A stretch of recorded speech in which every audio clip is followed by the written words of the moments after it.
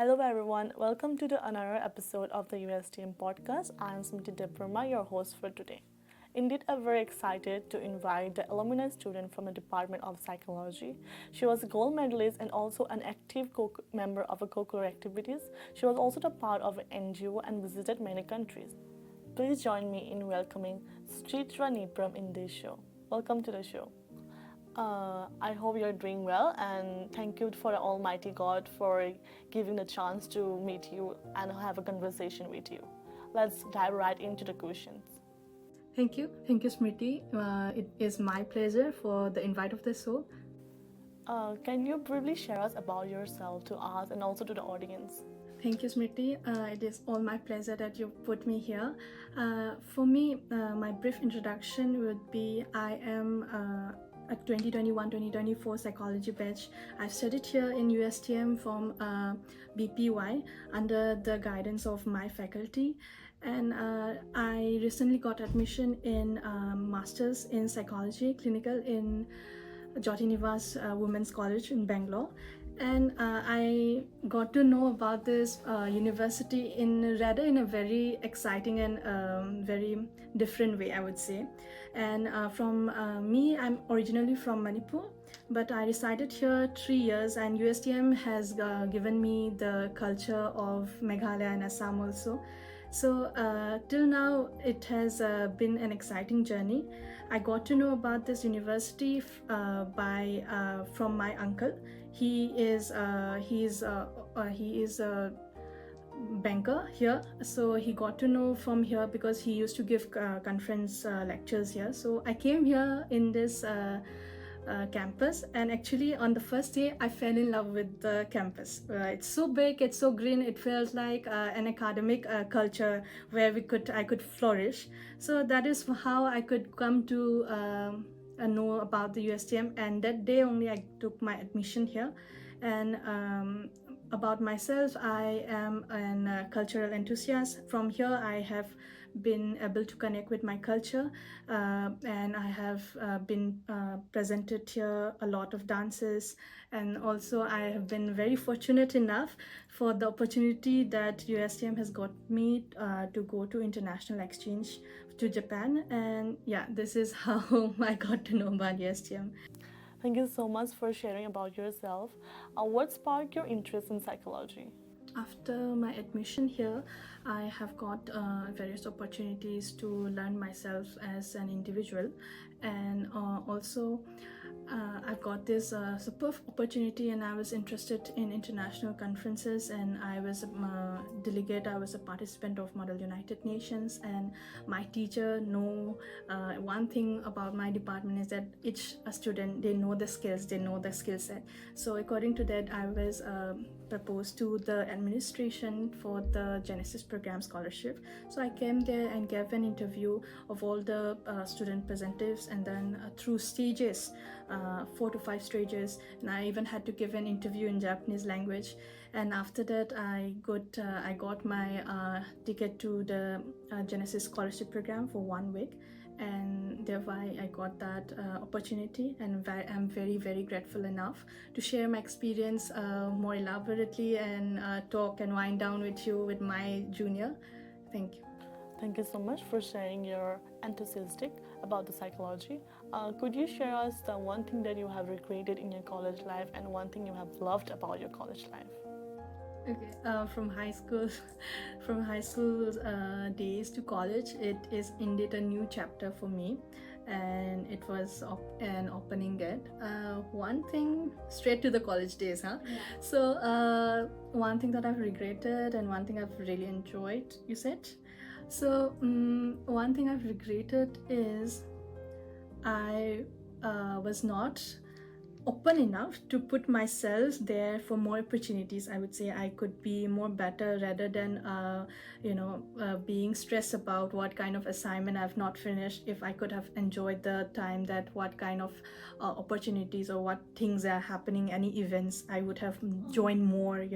I suggest you to join more because this is a time where we need to stress about it, but it's all about the balance, right? Yeah. So one regretted is that I have to balance that thing. So I'm still learning, And that's how. And one thing I've enjoyed in college days is it's a phase where we have learned how to be a young adult, I would say. And it's indeed it has teach me how to handle family emotions, and then relationship with college mates, relationship with teachers, with professors. And that indeed has helped me to become a better person, and also in an academic way, and to reflect myself. So college is all about unlearning, relearning, and balancing, I guess. Cool. Thank you so much for sharing about yourself. Being as a young psychology, how can we apply psychology in our day-to-day life? See, psychology as a subject is all about application, I would say. It's about how we go through a daily life. Psychology can be seen in commerce, it can be seen in science, it can be seen in any other form of this thing. So, in applying from one thing is like, for example, you're in first sem. So, one thing you can apply your psychology from starting from how I can talk with my professors so that I could be in such a way that I don't offend them, or in such a way that I can maintain a relationship. And also, how can I just de-stress from all the assignments, from all the balancing things. Or you can just say that how can I take my psychology applications, how I can know about the commerce or marketing area. For example, the ads that you are seeing, the advertisement you're seeing in TVs, all these have color psychology, all these have consumer psychology in here. So it's very, very applicable. I think psychology, I use it like kitchen tools in my life. That's what I can say. Have you ever went through that phase where you have to, it was a very hard phase that you couldn't able to get it what was going on in your life? Okay, I get that a lot, because as a young adult, I feel like there is an expectations of whether I could be really a responsible young adult, or I could like, it's almost like I have to be like Ma Durga, that I have to balance everything out, right? So I think in our generation we do feel that boon. We compare ourselves in social media. We have that tendency to do that.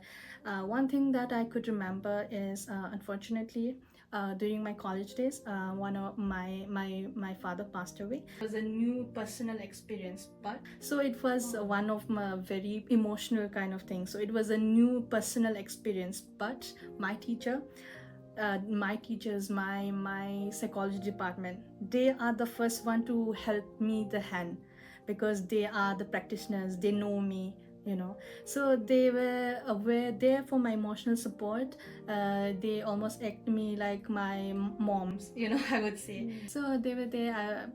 The emotional breakdown, the distance, the grief that I'm going through, or all the things.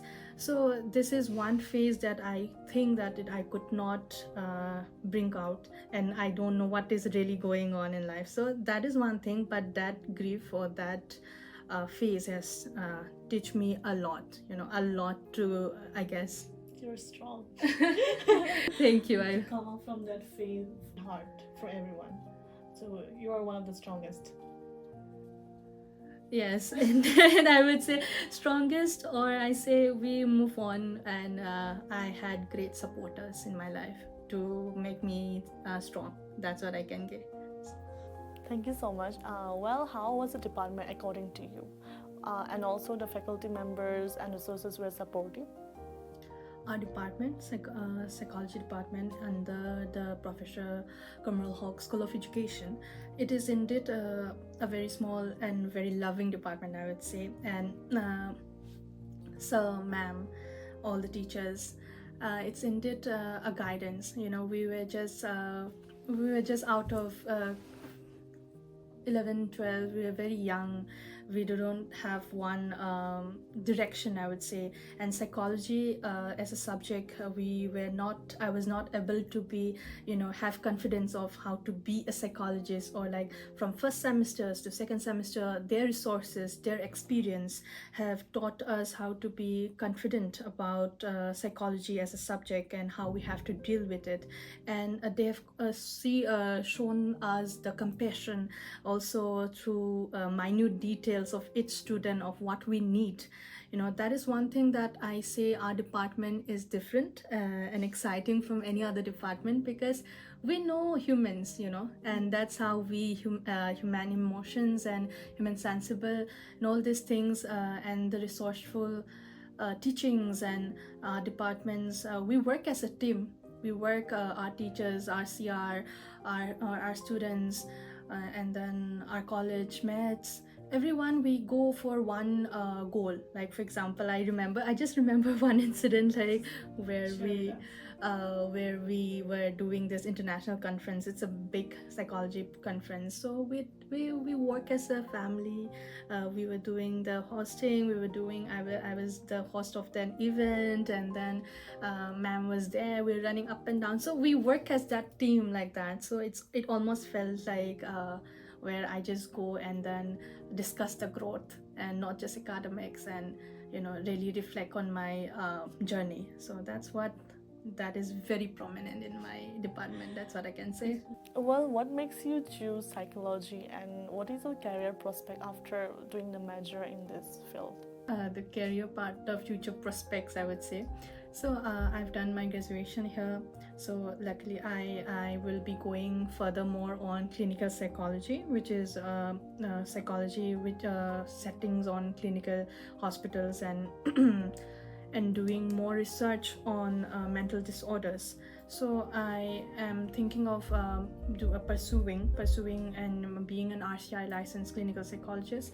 So that is my future prospect, and I would further want to do more research on autism and ADHD properly. So that's what I would say. Can you brief us about the clinical psychology to the audience? Clinical psychology is a branch of psychology where we deal in clinical settings, hospitals. We mainly deal with mental disorders. We mainly deal with the therapies. We're dealing with how we are gonna go with the therapies, and also how to cure with the diagnosis. And we've got the RCI. We've got all this clinical psychology. I would suggest a very different thing is that clinical psychologists, psychiatrists, counseling practices, these are very, very similar words which can confuse people. Yeah. So I would like to elaborate on that. So counseling practice, you don't need an RCI license. Counseling practice is where, for example, you have family therapy, relationship therapy. But RCI clinical license clinical psychologists, they're the ones who's going to diagnose whether you have depression, whether you have anxiety, whether a person is mentally, having mentally disorders, all these things. And psychiatrists, they come from medical backgrounds, MBBS, they did PG in psychiatry, so they will give medicines for the mental disorders. So these are the different, but the therapies, the diagnosis, the the curing, the planning out, all are done in by the clinical psychologists. And psychiatrists are doctors, they are physicians, we are healers. So these are the difference between psychiatry and clinical psychologists. Thank you so much about telling us about the clinical psychology. Can clinical psychology work without RCI license? No, we cannot work without an RCI license. RCI license, clinical psychology, is a way where we have approved that we have clinical practices, psychologists have clinical practices. We do 2 years of MPhil, and we get RCI license.